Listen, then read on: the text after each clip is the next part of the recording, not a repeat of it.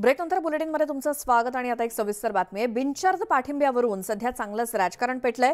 उद्धव ठाकरेंनी शिवसेनेच्या वर्धापन दिनानिमित्तानं केलेल्या भाषणात राज ठाकरेंचा उल्लेख केला नाही, मात्र उद्धव ठाकरेंनी बिनशर्त पाठिंब्याची बिनशर्ट पाठिंबा अशी खिल्ली उडवली आणि त्यावरून मनसेकडून सुद्धा जोरदार पलटवार करण्यात आलाय।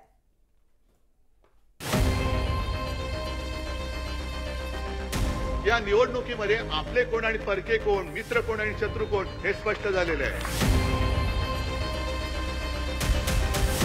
काही जणांनी केवळ उद्धव ठाकरे नको म्हणून त्यांना बिनशर्त पाठिंबा दिला।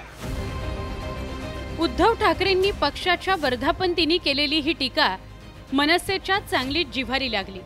मनसेनं नुकत्याच झालेल्या लोकसभा निवडणुकीत एकही उमेदवार उभा केला नव्हता, मात्र देशाच्या विकासाच्या मुद्द्यावर राज ठाकरेंनी पंतप्रधान नरेंद्र मोदींना बिनशर्त पाठिंबा दिला होता। मनसेच्या पाठिंब्यामुळे महायुतीला मुंबईतील एका आणि ठाण्यातील 2 मतदारसंघात चांगलाच फायदा झाला होता। मनसेमुळे महायुतीला झालेल्या फायद्याची सल उद्धव ठाकरेंच्या मनात होती, त्यामुळे त्यांनी ती सल भाषणाच्या माध्यमातून टीका करत बिनशर्त व्यक्त केली। उद्धव ठाकरेंनी मनसे आणि राज ठाकरेंवर निशाणा साधला, त्यामुळे मनसेचे नेतेही द्वेषानं मैदानात उतरले। आदित्य ठाकरेंना 2019च्या विधानसभा निवडणुकीत वरळी मतदारसंघात दिलेल्या पाठिंब्याची आठवण मनसेनं करून दिली। ठाण्यात दिलेल्या पाठिंब्याचीही उजळणी मनसेकडून करण्यात आली। पण एक गोष्ट बरी झाली की या निवडणुकीमध्ये आपले कोण आणि परके कोण, मित्र कोण आणि शत्रू कोण हे स्पष्ट झालेले आहे।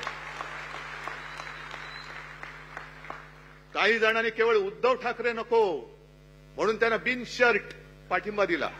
आमच्या साहेबांनी एक मोठा छोटा भाऊ म्हणून तुमचा एक आपल्या घरातला ठाकरे खानदानामधला पहिला युवराज वरळीमधून उभा राहतोय, त्याच्याकडून भरपूर अपेक्षा होत्या लोकांना पण आणि तसंच आमच्या साहेबांना पण, आणि म्हणूनच त्यावेळेला पाठिंबा दर्शवला होता आणि तेव्हाच तो निवडून आला।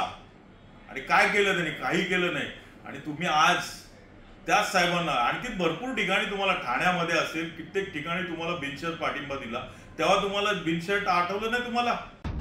बिनशर्त पाठिंब्यावरून सुरू झालेलं राजकारण बिनशर्त पाठिंबा आणि कपड्यांपर्यंत जाऊन पोहोचलं। त्यातच आता विधानसभा निवडणुका तोंडावर आहेत। परिणामी शिवसेना ठाकरे गट आणि मनसे यांच्यातील राजकारण अगदी बिनशर्त पण चांगलंच तीव्र होणार यात शंकाच नाही। Bureau report, news 18 Lokmat.